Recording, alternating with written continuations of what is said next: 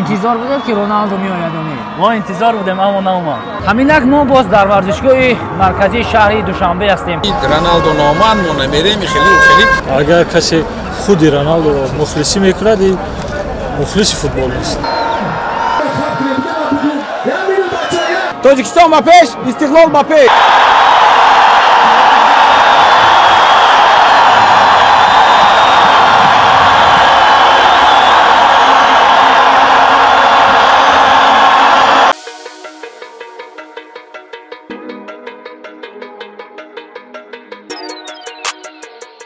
ҳаминак мо боз дар варзишгоҳи марказии шаҳри Душанбе ҳастем.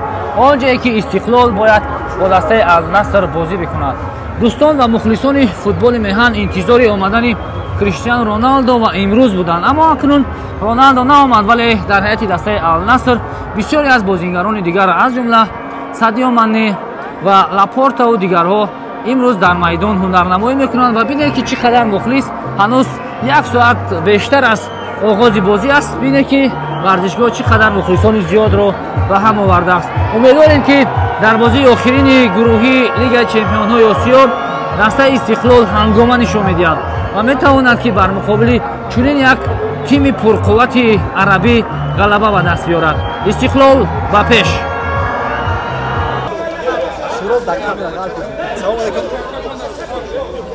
мо мухлиси дастаи Истиқлол ҳастем. ба мо муҳим нест ки Роналдо меояд намеояд. мо боварӣ комил дорем ки Истиқлол ғалаба мекунад. Кадом ҳисоб? бо ҳисоби 2-0. барои ман бозӣ муҳим аст. барои ман дастаи худи Истиқлол муҳим аст. ва ин ки агар касе худи Роналдуро мухлисӣ мекунад, мухлиси футбол нест. ма ҳамин гуфтанӣ будам ки дар ҳамин бораи Роналду ма дар шабакаҳои иҷтимоӣ дидем ки ҳамин Роналду номан мо намерем хеле. ман тоҷикам, мо тоҷикем. мо бояд нангу номуси худмона дошта бошем. мо барои Роналду не, барои дастаи худмон, барои дастаи дӯстдоштаи худмон бояд мо биёем иҷода. мо Истиқлола бояд дастгирӣ кунем.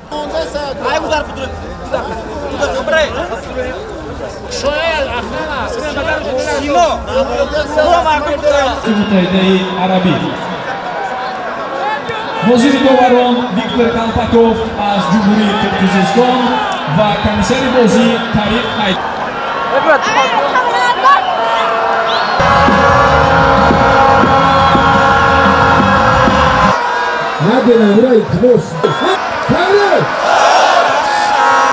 Assalomu alaykum.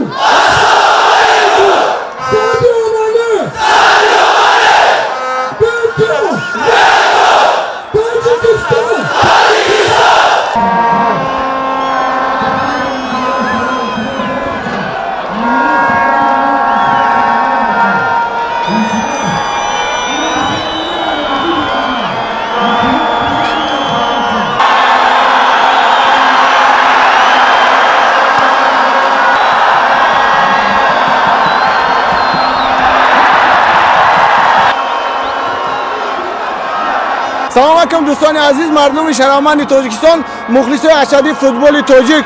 имрӯз мо ғалабаро интизорем. иншоалло худо хоҳад ғалабаи мост. Тоҷикистон ба пеш, Истиқлол ба пеш.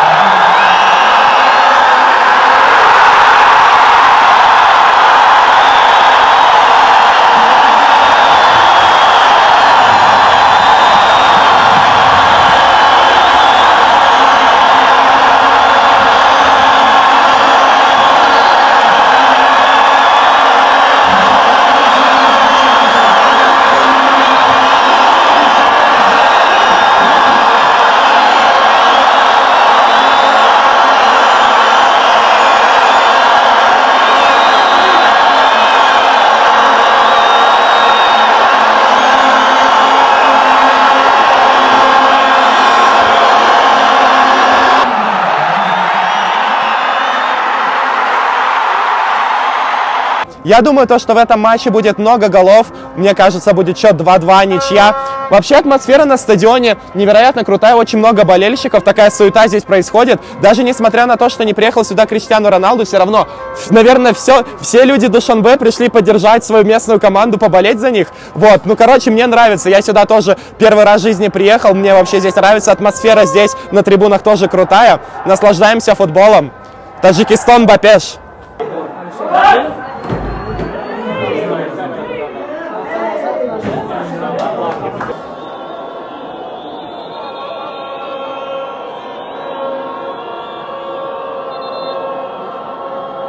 дӯстони азиз, акнун бинед ки чӣ қадар мухлис барои тамошои ин вохӯрӣ омаданд. Ба ростӣ ки чунин анбӯи зиёди ҳаводорони футболро мо дар бозии мунтахабҳои Тоҷикистон ва Русия дида будем ки соли гузашта ин дидор сурат гирифта буд.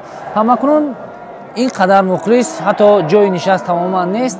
Мо ҳам имкон наёфтем ки ҳар гӯшаи варзишгоҳ биравем ва барои шумо баъзе аз наворҳоро бигирем. Ба ҳар ҳол мебинем ки мухлисони бешумор омаданд ва Истиқлол бояд аз ин истифода кунаду ҳама ин ҳаводорони худро шод бигардонанд. Албатта қисмати аввали вохӯрӣ бо голи Алишер Ҷалилов ки ба самар расонид хеле як хушҳолӣ ва ҳавасмандии зиёди мухлисон ба чашм расид, вале дар ибтидои нимаи дуюми вохӯрӣ аллакай дар дақиқаҳои нахустини оғози қисми дуюми бозӣ дастаи Алнаср голи ҷавобиро зад ва ҳоло ҳисоб 1-1 аст. Интизорем ва умед дорем ки ҳатман Истиқлол ғалаба мекунад. Дақиқаи 74-уми вохӯрӣ ҳам сипарӣ мешавад. Каме дигар барои анҷоми бозӣ боқӣ мондааст.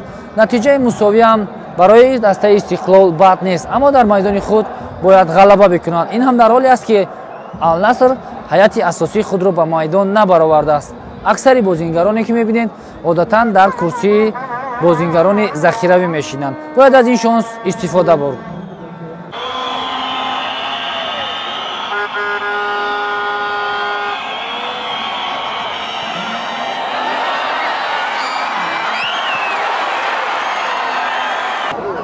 Ну, я очень рад приехать из Казахстана, из Астаны на этот матч.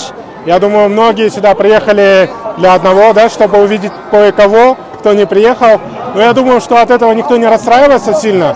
Ну, сильно прям так. Потому что есть у Аль-Насра и другие звездные футболисты, такие как Мане, Брозович, Лапорт, Талиска, да, и еще другие там футболисты. Поэтому, в принципе, в целом, самое главное, крутая атмосфера здесь сегодня. Я ожидаю, что сегодня Истиқлол победит 2-1, Истиқлол Бапеш.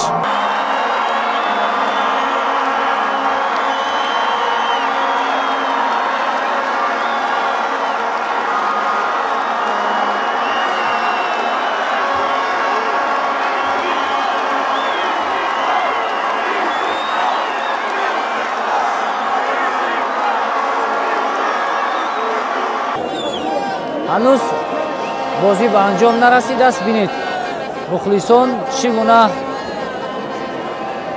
мехоҳанд ки варзишгоҳро тарк кунанд. Албатта имрӯз ҳама интизори ғалаба буд, вале нашуд. Боз ҳам Истиқлол дар бозии хонагии худ ба натиҷаи мусовӣ даст ёфт. Ба гуфти ман камакак мумкин дим таймда кам тарсидем мумкин ягон 10 минут. Баъди вай уже бозӣ хеле хубтар шуд. Метонистем ки даже дуюм гола задам. Мо аввали бозӣ уже мо наметарсидем, барои чӣ ки мо шанс уже барои буромадан надоштем. Мо имрӯз барои мухлисон бозӣ кардем. дӯстон, акнун Истиқлол охирин бозии гурӯҳии худро дар Лигаи Чемпионҳои Осиё анҷом дод. Яъне ин тими футболи шаҳри Душанбе бо ҳамин натиҷа бозии худро ҷамъбаст кард ки ин 1-1 мебошад. Истиқлол дар майдони худ ҳамин гуна натиҷаҳои мусовиро бисёр ба қад гирифт, аммо дар рақобатҳои сафарӣ ба шикаст муоҷеҳ шуд ки ин боис ба аз гурӯҳ набаромада нашуд. Мо имрӯз интизори ғалаба будем, чунки ҳайати дастаи Алнаср на ҳама ситораҳояш дар майдон буданд ва ҳама мо ҳатто интизор буд ки ҳатто Мане ҳам ба майдон мебарояд, аммо мо он бозии ӯро дар варзишгоҳи марказӣ надидем. Аз аввал то охир тӯли 90 дақиқа дар курсии бозингарони захиравӣ нишаст. Ҳамин гуна иштироки худро Истиқлол дар Лигаи Чемпионҳои Осиё ҷамъбаст кард. Аз соли оянд ё ки мавсими нав дигар Истиқлол дар Лигаи Чемпионҳо бозӣ намекунад. Барои Истиқлол ё ҳамин гуна дастаҳои камбаҳо каме заифтар АФК ё ҷоми Конфедератсияи футболи Осиё باز یک مسابقه دیگری را تشکیل میکند که استقلال اکنون در آن مسابقه برآمد میکند. لیگ چمپیونای آسیا برای توپ کلوب‌های ابرقدرت آسیایی تشکیل میشود و آنجا کمانده‌های پرقوت بین هم بازی میکنند. استقلال و دیگر تیم‌های تاجیکستان در جام افک و باز یک مسابقه دیگر که تشکیل میشود در آن برآمد میکنند. تا دیدارهای نوبتی سربلند و موفق بمانید. بعد از بازی است ببینید اتوبوس دسته النصر در نزد ورزشگاه ایستاده است. این قدر مخلصان ترک نمیکنند ورزشگاه را و انتظاری هستند که باری هم مانع تالسکو و دیگر فوتبال بازان این دسته را ببینند.